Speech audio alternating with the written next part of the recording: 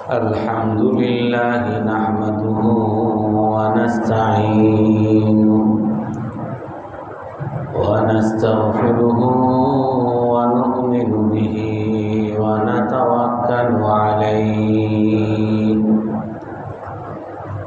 wa na'udzu billahi min shururi anfusina wa min sayyiati a'malina.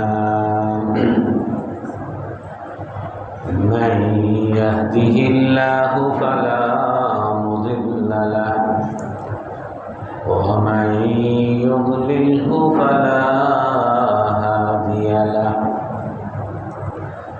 ونشهد أن لا إله إلا الله وحده لا شريك له ونشهد أن سيدنا ومولانا محمدا عبده ورسوله أرسله بالحق بشيرا ونذيرا بين يدي الساعة من يطع الله ورسوله فقد رشد واهتدى ومن يعصهما فقد ضل وغوى. أما بعد فأعوذ بالله من الشيطان الرجيم. بسم الله الرحمن الرحيم. وإذ يرفع إبراهيم القواعد من البيت وإسماعيل ربنا تقبل منا إنك أنت السميع العليم ربنا واجعلنا مسلمين لك ومن ذريتنا أمة مسلمة لك وأرنا مناسكنا وتب علينا إنك أنت التواب الرحيم ربنا وابعث فيهم رسولا منهم يتلو عليهم آياتك ويعلمهم الكتاب والحكمة ويزكيهم إنك أنت العزيز الحكيم. صدق الله العظيم. وقال النبي صلى الله عليه وسلم إن لكل عمل شرة ولكل شرة فترة فمن كانت فترته إلى سنتي فقد اهتدي ومن كانت فترته إلى غير ذلك فقد أضل وفي رواية فقد هلك أو كما قال عليه الصلاة والسلام. সম্মানিত মুসল্লিয়ান কিরাম, রমজানের পরে করণীয় এই বিষয়ে আমরা আলোচনা করব। আল্লাহ তাআলা কোরআনে কারীমের মধ্যে বলেন, ইব্রাহিম আলাইহিস সালাতু ওয়াস সালাম এবং ইসমাঈল আলাইহিস সালাতু ওয়াস সালাম বাইতুল্লাহকে নির্মাণ করেন। তো ইদ ইয়ারফাউ ইব্রাহিমুল বাইতা ওয়া ইসমাঈল, ইব্রাহিম আলাইহিসসালাম এবং ইসমাইল আলাইহিসসালাম যখন বাইতুল্লাহকে নির্মাণ করেন, বাইতুল্লাহর দেয়াল, বাইতুল্লাহর আল্লাহর ঘরের খুঁটি, ছাদ এইগুলো যখন তৈরি করেন, তখন এই পবিত্র কাজ এক হলো ইব্রাহিম আলাইহিসসালাম সর্বশ্রেষ্ঠ মানুষের মধ্যে একজন। হযরত রাসূলুল্লাহ সাল্লাল্লাহু আলাইহি ওয়াসাল্লাম সর্বশ্রেষ্ঠ মানুষ। এর পরেরই সমস্ত উলামায়ে কেরামের একমত, এর পরের মানবী হলেন হযরত ইব্রাহিম আলাইহিস সালাম এবং হযরত ইসমাইল আলাইহিস সালামও আর একজন নবী। এই দুইজন নবী, দুইজন শ্রেষ্ঠ মানুষ এবং শ্রেষ্ঠ ঘর, শ্রেষ্ঠ কাজ আল্লাহ তাআলার ঘর নির্মাণ করার কাজ এবং পৃথিবীর মধ্যে সর্বোত্তম স্থান মসজিদুল হারাম, মক্কা মুকাররমার পবিত্র স্থান। এই স্থানে পবিত্র ঘর, সর্বশ্রেষ্ঠ মানুষ, এরা এই কাজ করার পরে তারা দুইজন কি বলেন আল্লাহ তাআলার কাছে, রব্বানা তাকাব্বাল মিন্না ইন্নাকা আনতাস সামিউল আলিম। হে আমাদের পালনকর্তা, আপনি দয়া করে আমাদের পক্ষ থেকে, ইব্রাহিম আলাইহিস সালাম, ইসমাইল আলাইহিস সালামের পক্ষ থেকে আপনি আমাদের এই কাজটাকে আপনি কবুল করে দেন। ইব্রাহিম আলাইহিস সালাম, ইসমাইল আলাইহিস সালাম শ্রেষ্ঠ দুইজন মানুষ, শ্রেষ্ঠ কাজ করেছেন, উত্তম কাজ করেছেন, বাইতুল্লাহ ঘর নির্মাণ করেছেন, উত্তম স্থান, সারা পৃথিবীর মধ্যে উত্তম স্থান। হাদিসের মধ্যে আছে যে নাকি মসজিদুল হারামে, মক্কা মুকাররমার আল্লাহর ঘরের আশেপাশের এলাকায় যে 1 রাকাত নামাজ পড়বে, আল্লাহ তাআলা তার আমলনামায় 1 লক্ষ রাকাত নামাজের সওয়াব দান করবেন। এবং যে মসজিদে নববীতে, মদিনার মসজিদে যে 1 রাকাত নামাজ পড়বে, আল্লাহ তাআলা তার আমলনামায় 50,000 রাকাত নামাজের সওয়াব দান করবেন। তো ওই যে সর্বশ্রেষ্ঠ স্থান, ওই স্থানে সর্বশ্রেষ্ঠ ঘর, সর্বশ্রেষ্ঠ কাজ, সর্বশ্রেষ্ঠ দুইজন মানুষ করার পরেও তারা কাকুতি মিনতি করে আল্লাহর কাছে দোয়া করতেছেন, রব্বানা তাকাব্বাল মিন্না ইন্নাকা আনতাস সামিউল আলিম। হে আল্লাহ, আমাদের কাছ থেকে আমাদের নেক আমলগুলোকে আপনি কবুল করে নেন। এই পবিত্র কাজ, আল্লাহর ঘর, আপনার ঘর যে নির্মাণ করেছি, এই কাজটাকে আপনি কবুল করে নেন। ইন্নাকা আনতাস সামিউল আলিম, আপনি তো সব কিছু দেখেন, আপনি সব কিছু শোনেন, সব কিছুই জানেন। তো এত বড় মহান ব্যক্তি, তারা এত বড় মহান কাজ করার পরেও যদি তাদেরকে আল্লাহর কাছে গ্রহণযোগ্য, নেক আমল গ্রহণযোগ্য হওয়ার জন্য দোয়া করতে হয়, আমাদের কি অবস্থা? আমাদের মধ্যে অনেক মানুষই যে ভাই নামাজ পড়বেন না, রমজানে অনেক নামাজ পড়ছে আর এখন লাগবে না, রমজানে অনেক রোজা রাখছে, রমজানে অনেক ইবাদত করছে, এখন একটু কম করলেও সমস্যা নেই।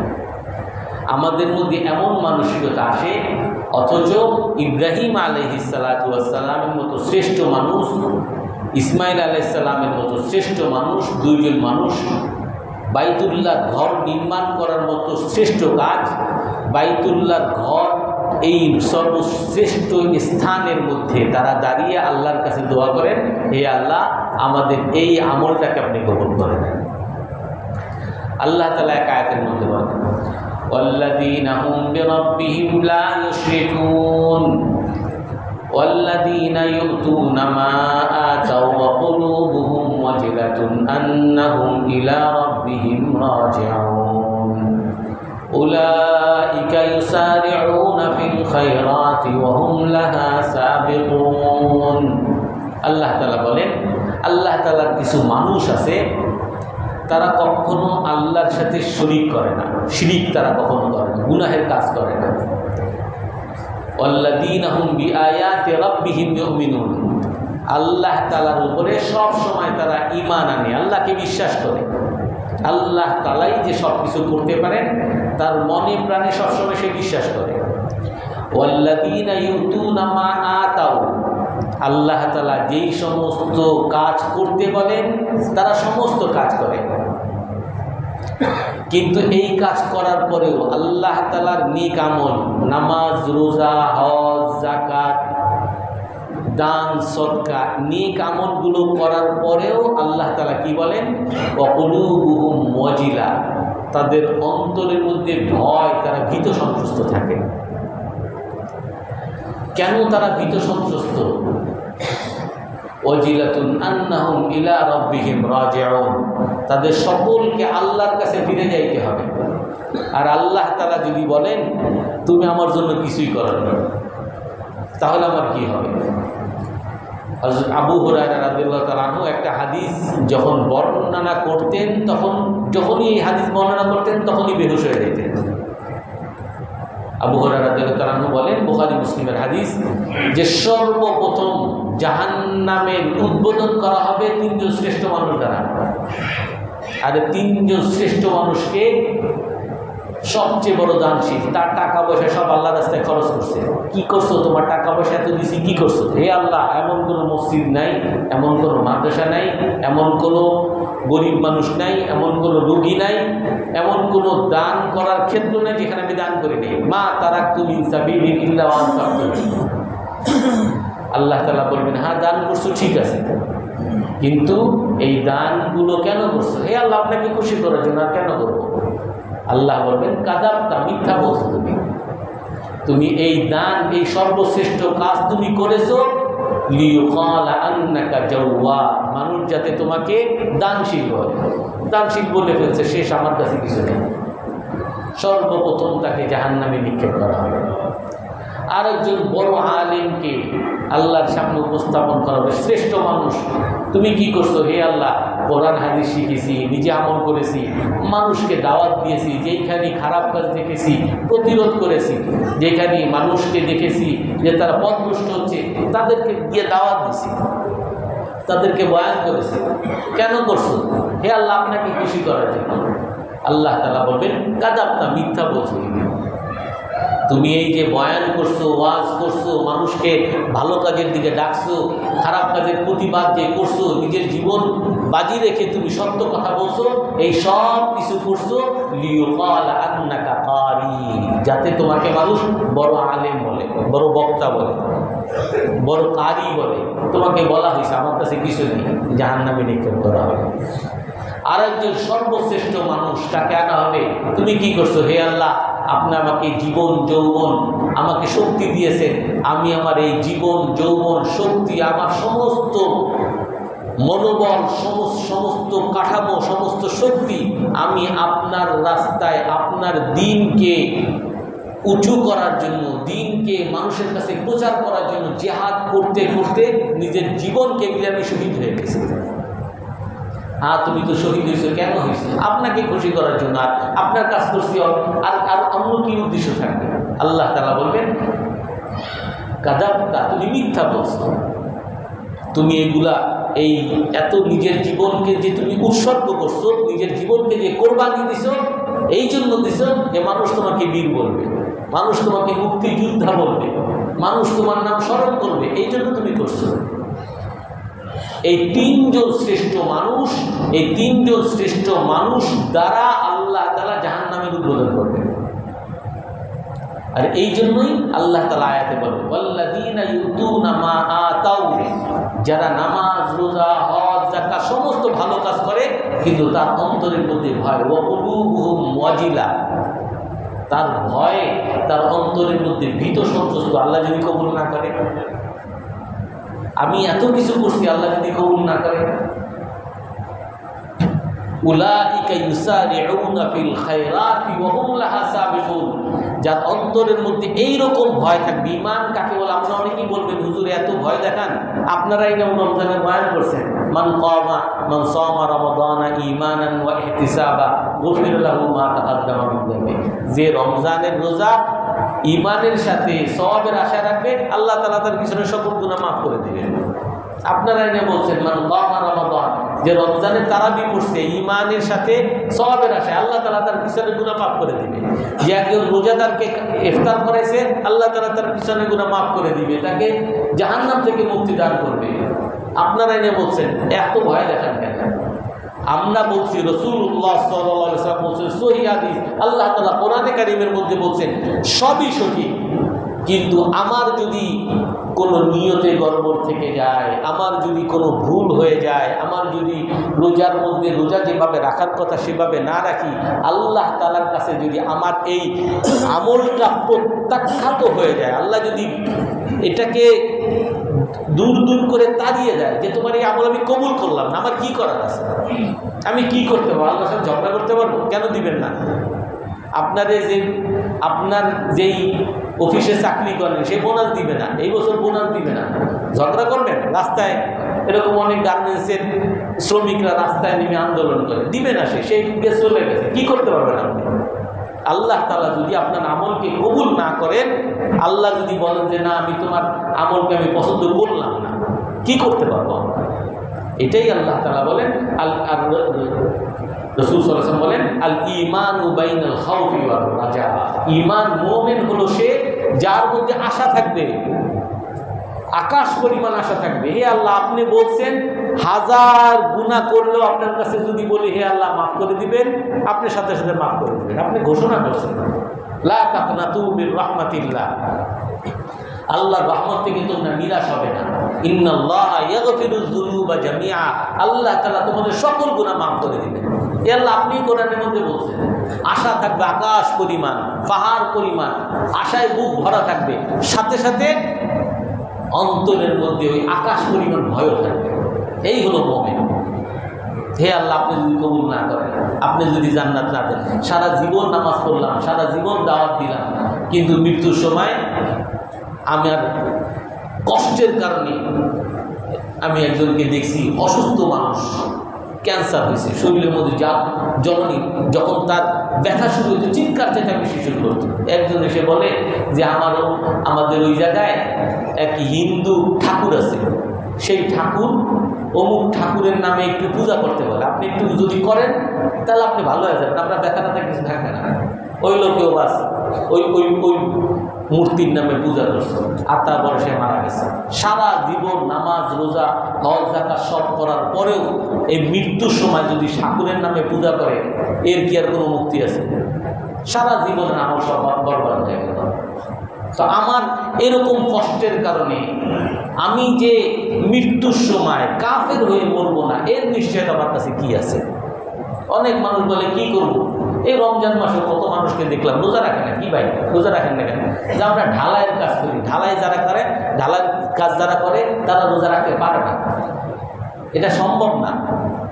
যে ভাই, আল্লাহ তাআলা লা ইউকাল্লিফুল্লাহু নাফসান ইল্লা উসআহা, আল্লাহ তাআলা কাউকে তার সামর্থ্যের বাইরে কোনো আদেশ করেন না।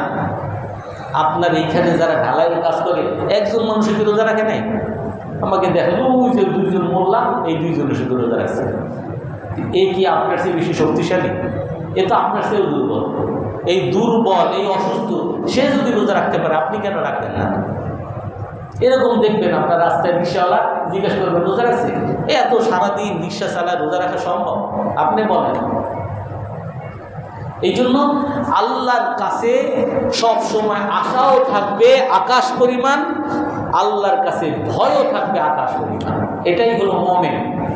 আল ঈমানু বাইনাল খাউফি ওয়ার রাজা, ঈমানের মুমিনের মধ্যে আশাও থাকবে, মুমিনের মধ্যে ভয়ও থাকবে। এই জন্য আল্লাহ তাআলা বলেন, ওয়াল্লাযীনা ইউতুনা মা আতাউ ওয়া কুলুবুহুম ওয়াজিলাতুন আন্নাহুম ইলা রাব্বিহিম রাজিউন উলাইকা ইউসারিউনা ফিল খায়রাতি ওয়া হুম লাহা সাবিকুন। আল্লাহ তাআলা বলেন, তাদেরকে যা বলা হয়েছে, যেই আদেশ আল্লাহ তাআলা করেছেন তারা করেছে, করার পরেও তাদের অন্তরের মধ্যে ভয় যে আল্লাহর কাছে যখন যাব, আল্লাহ যদি বলে যে তোমার এটা কবুল করলাম না, তখন কি হবে? যার অন্তরের মধ্যে এমন ভয় থাকবে, আল্লাহ তাআলা কি বলেন, উলাইকা ইউসারিউনা ফিল খায়রাত, এরাই হলো সেই সকল মানুষ যারা ভালো কাজে প্রতিযোগিতা করে। সে সব সময় ভালো কাজে প্রতিযোগিতা করে। রমজানে তো অনেক করছি, আর লাগবে না, সেই ধরনের মানুষ না। রমজানে তো করছি, রমজানের পরেও অমুকে যদি প্রতি বেলায় 5 ওয়াক্ত নামাজ মসজিদে আসতে পারে, আমি কেন পারবো না? প্রতিযোগিতা, ভালো কাজে সে প্রতিযোগিতা করে। উলাইকা ইউসারিউনা ফিল খায়রাতি ওয়া হুম লাহা সাবিকুন, আর তারা প্রতিযোগিতা ফার্স্ট হয়। যার অন্তরের মধ্যে আশাও থাকবে, ভয়ও থাকবে, সে সব সময় ভালো কাজে সবার আগে থাকবে। এই জন্য রমজান মাস আমাদের কাছ থেকে চলে গেছে। রমজান মাস একটা বড় ইবাদতের মাস। রমজান মাসের সাথে পরের মাস শাওয়াল মাসে রমজানের মতো হয়তো বা আমাদের আমল হবে না, কারণ রাসূলুল্লাহ সাল্লাল্লাহু আলাইহি সাল্লামের ব্যাপারে হাদিস আছে, কানা ইয়াজতাহিদু ফিল আশারিল আওয়াখিরি মা লা ইয়াজতাহিদু ফি গায়রিহি। রাসূলুল্লাহ সাল্লাল্লাহু আলাইহি সাল্লাম শেষ দশকে এমন ইবাদত করতেন, এমন ইবাদত অন্য কোনো সময় করতেন না। অর্থাৎ ওইটা হলো মাউসুম, ওইটা হলো ইবাদতের মাউসুম। শেষ দশক মৌসুম ছিল, ওই সময় আমরা অনেকে ইবাদত করেছি, অনেকেই অনেক কোরআন খতম করেছি, সারাদিন রোজা রেখেছি। হয়তো বা সেরকম আমরা পারবো না, তার মানে এই না যে আমি ওই নেক আমল থেকে কাট আপ হয়ে যাব, আমি সন্ন সারা হয়ে যাব, আমি নেক আমলের ধারাবাহিকতা আমার মধ্যে থাকবে না। রাসূলুল্লাহ সাল্লাল্লাহু আলাইহি ওয়াসাল্লাম এক হাদিসের মধ্যে বলেন, লিকুল্লি আমালিন শিররা ওয়া লিকুল্লি শিররাতিন ফাতরা।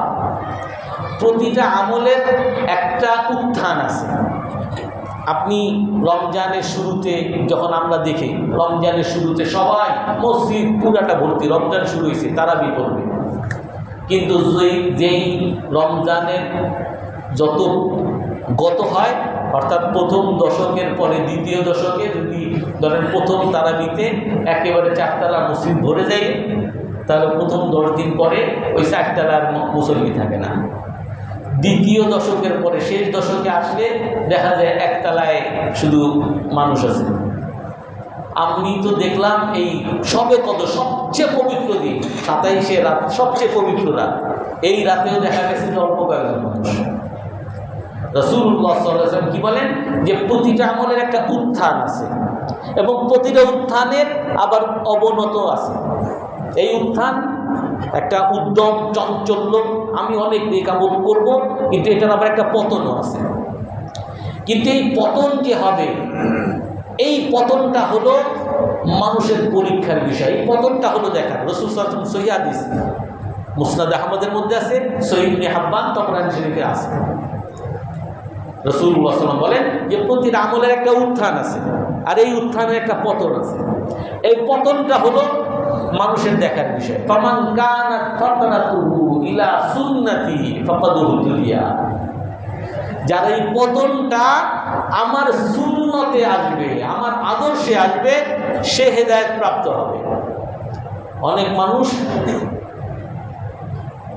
তার উত্থান হবে, ইবাদতের উত্থান হবে, শবে বরাত আসছে, সারা রাত তাহাজ্জুদ পড়ছে, রমজান শুরু হয়েছে, তারাবি পড়ছে, রোজা রাখছে, 4-5টা রমজান গেছে, কিছু মানুষ আছে যে হয়েই তো গেছে, আর লাগবে না, তারাবিও বাদ, অনেকে রোজাও বাদ দিয়ে দেয়, নামাজও বাদ দিয়ে দেয়। এখন এই যে পতন যখন আসে, উদ্যম উত্থানের যখন পতনটা আসে, কিছু মানুষ রাসূলুল্লাহ সাল্লাল্লাহু আলাইহি ওয়াসাল্লামের আদর্শের বাইরে চলে যায়। যারা বাইরে চলে যায়, রাসূল বলেন তখন হালাকা, সে ধ্বংস হয়ে গেল, সে পথভ্রষ্ট হয়ে গেল। আর এই পতনের সময় যে রাসূলের আদর্শের মধ্যে থাকলো, আদর্শ কি? রমজান শেষ, রমজানের পরে শাওয়াল মাসে পুরো 30 দিন রোজা রাখা, এটা কি রাসূলের আদর্শ? রমজান মাসে যেমন পুরো 30 দিন রোজা রাখা ফরজ, সবাইকে রাখতে হবে। রমজানের পরে সারা বছর পুরো 30 দিন রোজা রাখা, এটা কি রাসূলের সুন্নাত, রাসূলের আদর্শ? রাসূলের আদর্শ না। শাওয়াল মাসে আসেন, এখন রাসূলের আদর্শ কি? মান সামা রমাদানা ওয়া আতবাহু সিত্তাম মিন শাওয়াল কানা কাসিয়ামিদ দাহর। রাসূলুল্লাহ সাল্লাল্লাহু আলাইহি ওয়াসাল্লাম বলেন যে রমজান মাসে রোজা রাখবেন, রমজানের পরে শাওয়াল মাস অর্থাৎ বর্তমান মাস, এই শাওয়াল মাসের 6 রোজা রাখবেন। সেজন্য সারা জীবন রোজা রাখলো, এরকম সওয়াব আল্লাহ তাআলা তাকে দান করবেন। অর্থাৎ রাসূলের সুন্নাত, আপনি রমজান মাসের পুরো 30 দিন সবার জন্য ফরজ রোজা রাখলেন, তারপরে 6 রোজা আপনি রাখলেন, এই 6 রোজা যদি আপনি রাখতে পারেন বা আমরা রাখতে পারি, আল্লাহ তাআলা সারা বছর রোজা রাখলে যেমন সওয়াব হইতো এমন সওয়াব আল্লাহ তাআলা আমার আমলনামায় দিবেন।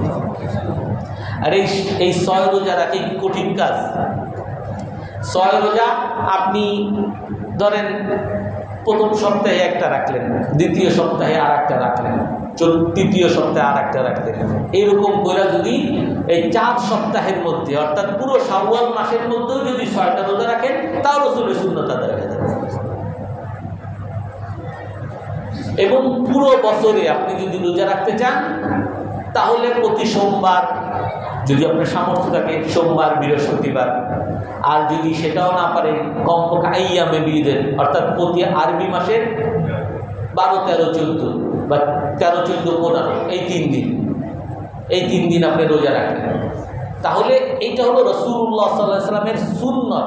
এইখানে আমি রমজান চলে গেছে, আমি এই সুন্নতে এসে আটকে গেলাম, এর যে নিচে নামলাম না।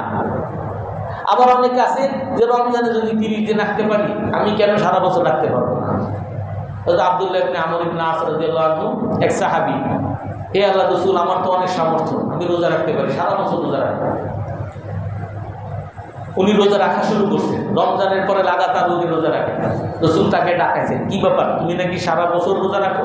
হে আল্লাহ রাসূল, আমার তো শক্তি আছে, আমি কেন রাখবো না? আমি তো পারতেছি, আমি কেন রাখবো না? রাসূল বলেন যে না, তুমি সারা বছর রোজা রাখবে না, এটা সুন্নাত না, রাখবা না তুমি। এলো আমি পারি তো। তুমি যদি পারোই, তোমার যদি এতই সামর্থ্য থাকে, তাহলে তুমি একদিন রোজা রাখো আর একদিন ইফতার করো। এটা হলো আইয়ুব আলাইহিস সালাতু ওয়াস সালামের সুন্নাত, উনি দাউদ আলাইহিস সালামের সুন্নাত, উনি এইভাবে রোজা রাখতেন, একদিন রোজা আর একদিন ইফতার। কিন্তু সারা বছর রোজা রাখা এটা না কোনো নবীর সুন্নাত, না আমার সুন্নাত। হে আল্লাহ রাসূল, আপনি তো অনেক সময় রোজা রাখেন। রাসূল সাল্লাল্লাহু আলাইহি ওয়াসাল্লাম সাহাবাদেরকে স্পষ্ট, রাসূলের আমল নিজে অনেক রোজা রাখেন, কিন্তু সাহাবাদেরকে বলেন এত রোজা রাখবা না। এটার ব্যাখ্যাও দেন, হে আল্লাহ রাসূল, আপনি তো রোজা রাখেন। ইন্নী আবিতু ওয়া উতআমু ওয়া উসকা মিন রাব্বি। রাসূল সাল্লাল্লাহু আলাইহি ওয়াসাল্লাম বলেন যে আমার সাথে তোমরা রোজার ক্ষেত্রে তুলনা করবা না, কারণ আল্লাহ তাআলা আমাকে রোজা অবস্থায় উনি খাওয়ায়া দেন।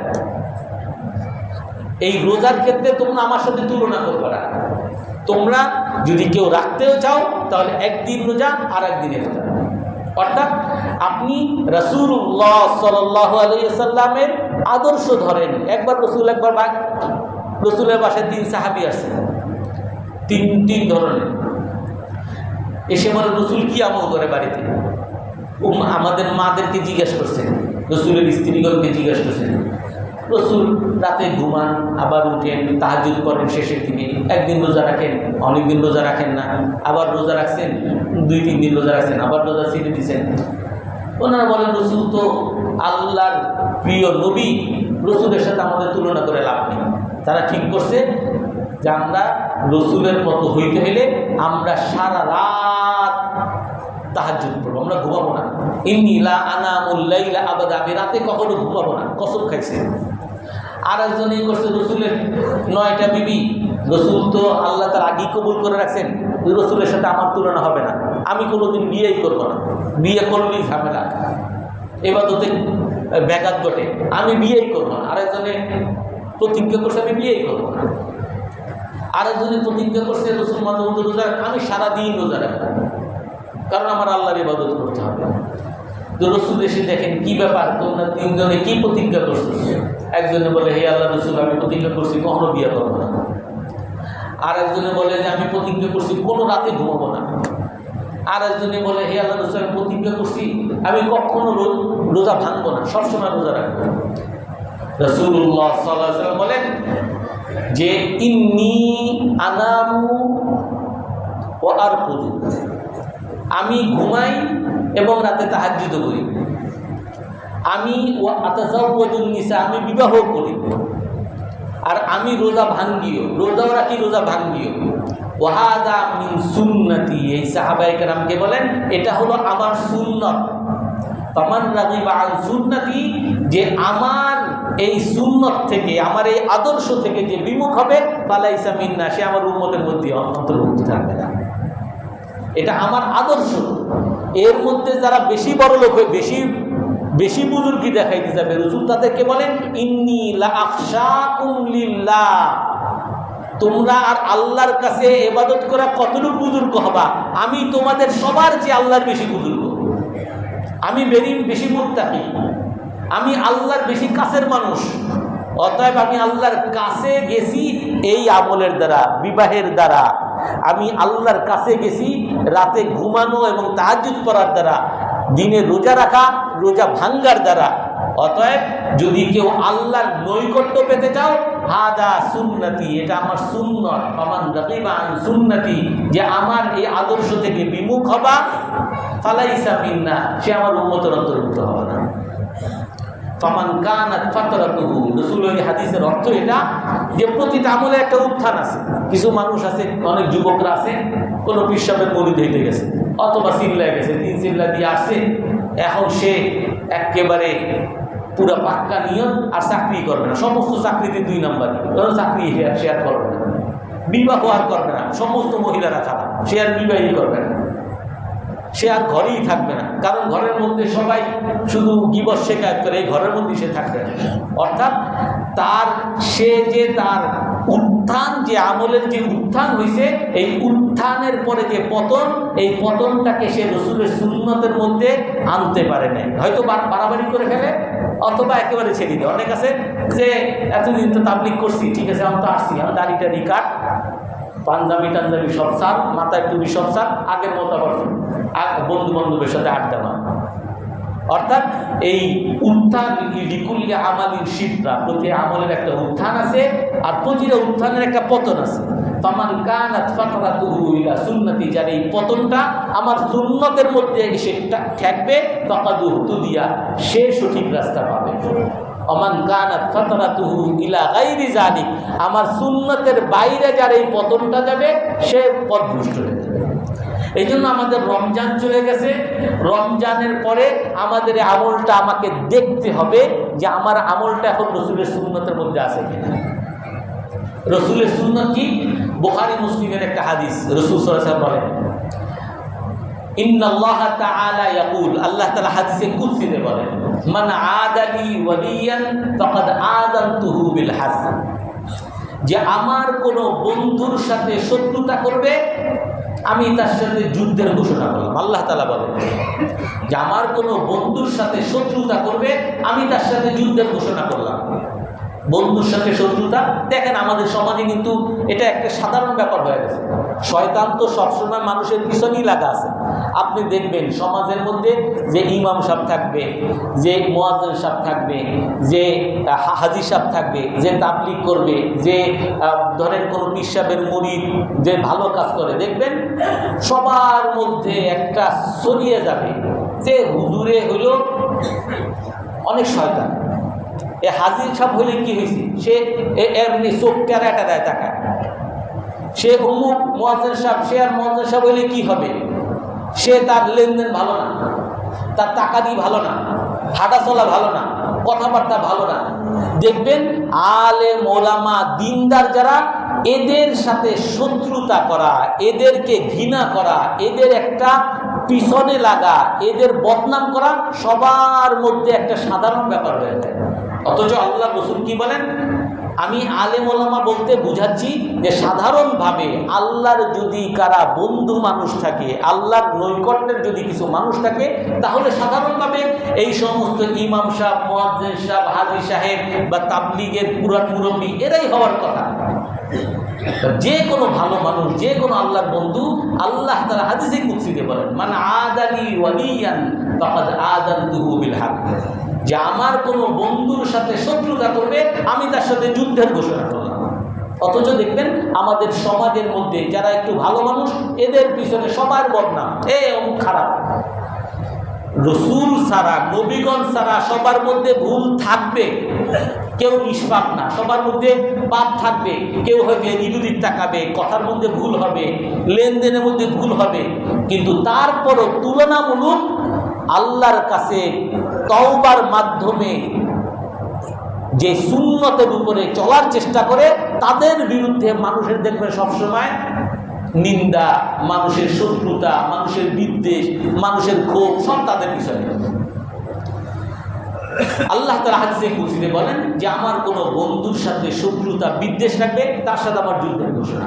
তারপরে কি বলেন? এই বন্ধু কেমনে হবা? ওমা তাকাররাবা আবদি ইলাইয়া বিশাইইন আহাব্বা ইলাইয়া মিম্মা তারাকতুহু আলাইহি।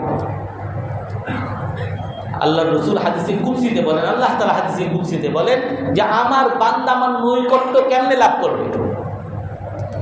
আল্লাহ তাআলা বলেন যে আমার নৈকট্য যদি কোনো বান্দা লাভ করতে চায় তাহলে তার কাছে সবচেয়ে প্রিয় আমলটা করতে হবে। আমার কাছে যে প্রিয় আমল সেইটা তাকে করতে হবে। সেটা কি আমল?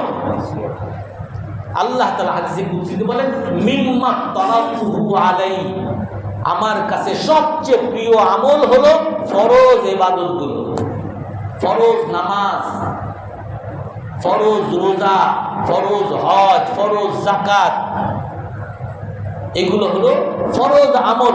এমনি ভাবে যত হারাম, এই হারাম থেকে বাঁচা ফরজ, ঘুষ থেকে বাঁচা ফরজ, সুদ থেকে বাঁচা ফরজ, নারীদের সাথে যার সাথে আমার দেখা দেওয়া যায় নাই তার দিকে না তাকানো ফরজ, মিথ্যা না বলা ফরজ, মানুষকে ধোঁকা না দেওয়া ফরজ।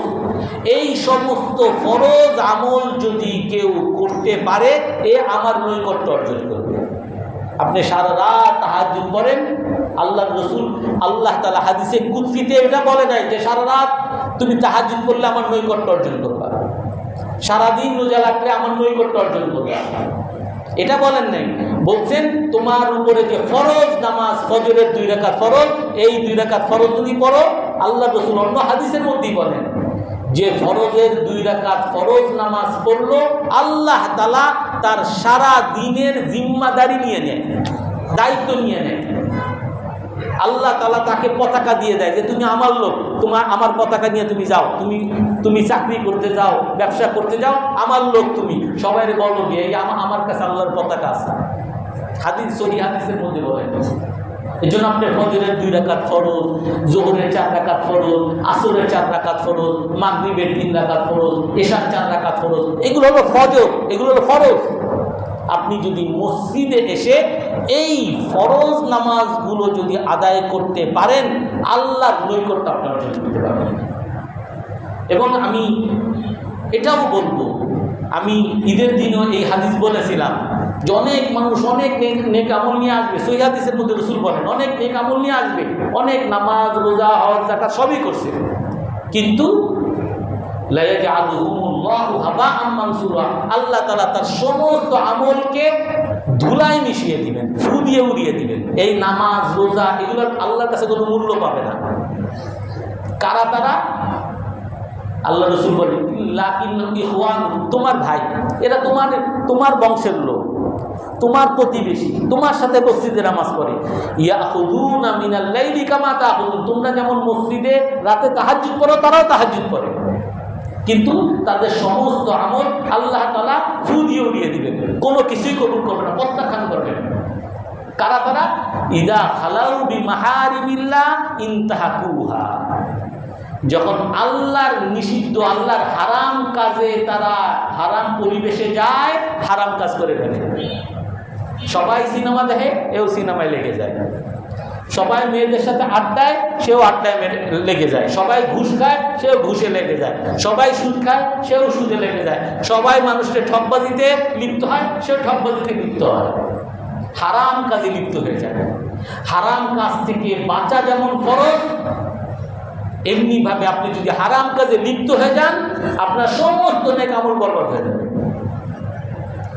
এই জন্য এই যে আল্লাহ তাআলার নৈকট্য অর্জনের যে কাজ, এটা কি খুব কঠিন কাজ? আপনি সারা দিনে ফরজ নামাজগুলো মসজিদে আসে আদায় করবেন। ফজরের 2 রাকাত ফরজ, যোহরের 4 রাকাত ফরজ, আসরের 4 রাকাত ফরজ, মাগরিবের 3 রাকাত ফরজ, এশার সময় 4 রাকাত ফরজ। এইটা কি খুব কঠিন? কেউ যদি ইচ্ছা করে পারবে না বলেন?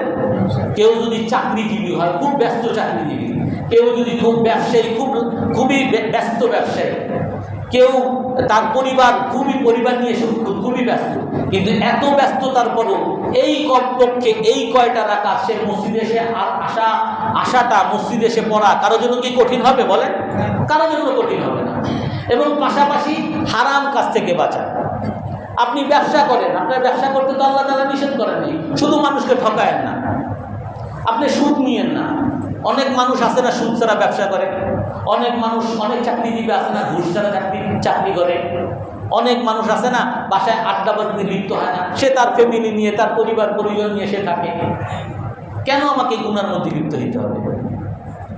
এই সামান্য কাজ, এইটা যদি আমি করতে পারি, সমস্ত হারাম থেকে যদি বাঁচতে পারি, আর আল্লাহ তাআলার ফরজ কাজগুলো যদি আমি আদায় করতে পারি, আল্লাহ তাআলা ঘোষণা করতেছেন, মা তাকাররাবা আবদি ইলাইয়া বিশাইইন আহাব্বা ইলাইয়া মিম্মা ফারাতুহু আলাইহি। বান্দা যদি আমার নৈকট্য অর্জন করতে চায়, ফরজ আমল দ্বারা আমার নৈকট্য অর্জন করতে পারবে। তারপরে কি বলেন? লা ইয়াজালু আবদি ইয়াতাকাররাবু ইলাইয়া বিন-নওয়াফিল।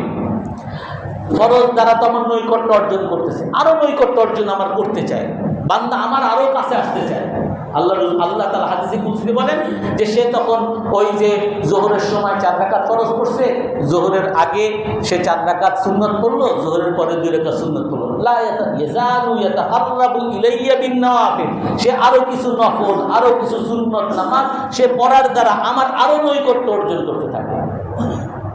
আল্লাহ তাআলা কি বলেন? এই হাদিসে বলেন যে আমার এমন নৈকট্য অর্জন করে, ফরজ নামাজের পাশাপাশি কিছু কিছু নফল দ্বারা আমার নৈকট্য অর্জন করে, এমন নৈকট্য অর্জন করে, কুনতু সামাহুল্লাযী ইয়াসমাউ বিহা। আল্লাহ তাআলা বলেন যে আমার এত কাছের হয়ে যায়, তার চোখ হয়ে যায়, তার হাত হয়ে যায়, সে যে হাত দ্বারা ধরে এই হাত আমি হয়ে যাই, তার যে চোখ দ্বারা সে দেখে এই চোখ আমি হয়ে যায়, ওয়াকালবাহুল্লাতি যে অন্তর দ্বারা সে চিন্তা করে এই অন্তর আমি হয়ে যায়, ওয়ারিজলাহুল্লাতি ইয়ামশি বিহা যেই পা দ্বারা সে চলে এই পা আমি হয়ে যায়। অর্থাৎ সব কিছু আমার নিয়ন্ত্রণে, আমার ভালোবাসা ছাড়া, আমার অপছন্দের কোনো কাজ আমি আর তাকে করতে দেই না, সব আমার পছন্দের কাজগুলো সে করতে থাকে। তারপরে কি করি? আল্লাহ তাআলা বলেন ওয়ালা ইন ইসতাআদানি লাউঈদান্না। সে আবার নৈকট্য অর্জন করার পরে সে যখনই বলে হে আল্লাহ আপনি আমার গুনাহ থেকে বাঁচান, আমাকে এই বিপদ থেকে বাঁচান, আমি সাথে সাথে তার দোয়া কবুল করে নিই। ওয়ালা ইন সাআলানি লাউতিয়ান্না। আমার কাছে যখনই চায় হে আল্লাহ আমার চাকরিটা দেন, হে আল্লাহ আমার বোনাসটা দেন, হে আল্লাহ আমার ব্যবসাটা ভালো করে দেন, সবাই তো এবার 2 লাখ টাকা ব্যবসা করছে, আমার 3 লাখ টাকা ব্যবসা দেন, সে আমার কাছে যা চায় আমি তাকে তাই দিয়ে দিই। আল্লাহ তাআলার ঘোষণা, ওয়ামা তারাদ্দাতু মিন আবদি তারাদ্দুদি আন নাফসিল মুমিন। আমি আমার বান্দার কাছে আর কোনো ইতস্ততা করি না, সব আমি তাকে দিতে থাকি, সে আমার কাছে যা চায় সবই দিতে থাকি, এক জায়গায় এসে আবার ঠেকে যায়। কি? আমার বান্দা যখন সে দুনিয়াতে আমার তত্ত্বাবধানই আছে, কিন্তু একটা জিনিস সে আর পছন্দ করে না, নফসুল মুমিনি ইয়াকরাহুল মউত, সে মরতে আর চায় না। আর আমি চাই আমার বান্দা আমার সাথে সাক্ষাৎ করুক। আমার বান্দা মরতে চায় না, ইয়াকরাহুল মউত, সে সবসময় মৃত্যুকে ভয় পায়, মৃত্যুকে ঘৃণা করে। আনা আকরাহু মুসাআতা, আর সে যে মৃত্যুকে ঘৃণা করে এইটাকে আমি পছন্দ করি না, কারণ আমি তাকে দেখতে চাই, আমি তার জন্য জান্নাত নিয়ে বসে আছি, আমি তাকে দিতে চাই, আমি তাকে আরো খুশি করতে চাই, কিন্তু সে আমার কাছে আসতে চায় না। এই জন্য এই যে ঈদের পরে, রমজানের পরে আমাদের জন্য ফরজ আদায়, ফরজ নামাজগুলো পড়া, সমস্ত গুনাহ থেকে বাঁচা, এটা কি খুব কঠিন কাজ? আমরা নিয়ত করতে পারি? আমরা সবাই ফরজ ইবাদতগুলো এবং সকল গুনাহ থেকে বাঁচার নিয়ত ইনশাআল্লাহ আমরা সবাই করতে পারতেছি তো ইনশাআল্লাহ। পাশাপাশি অল্প অল্প নফল, পুরো রমজান মাসে আপনি রোজা রাখছেন, এই শাওয়াল মাসে মাত্র 6টা রোজা রাখবেন যদি আপনি পারেন। আপনি যদি মনে করেন আমি পারতেছি না, তাতেও সমস্যা নেই, কিন্তু আপনি যদি পারেন 6টা রোজা রাখবেন আপনি।